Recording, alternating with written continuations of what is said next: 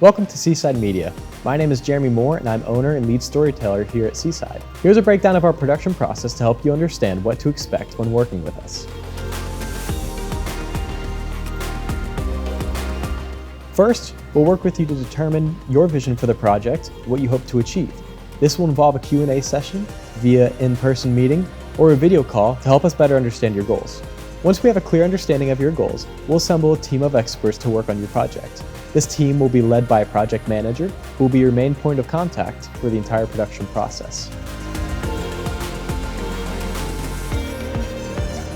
Next, we will begin the pre-production phase, where we will plan out every aspect of the project in detail.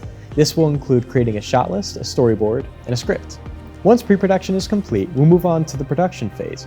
This is where we'll actually photograph or film the content for your project. Our team will handle all aspects of production, whether that includes lighting, camera, hiring talent. The rest of the production process, just leave it to us. After production is complete, we'll move on to the post-production phase. This is where we'll edit and refine your footage to create your final product. Our team will work closely with you to ensure that the final product meets your expectations. Finally, we'll deliver the finished product to you in a format that meets your needs.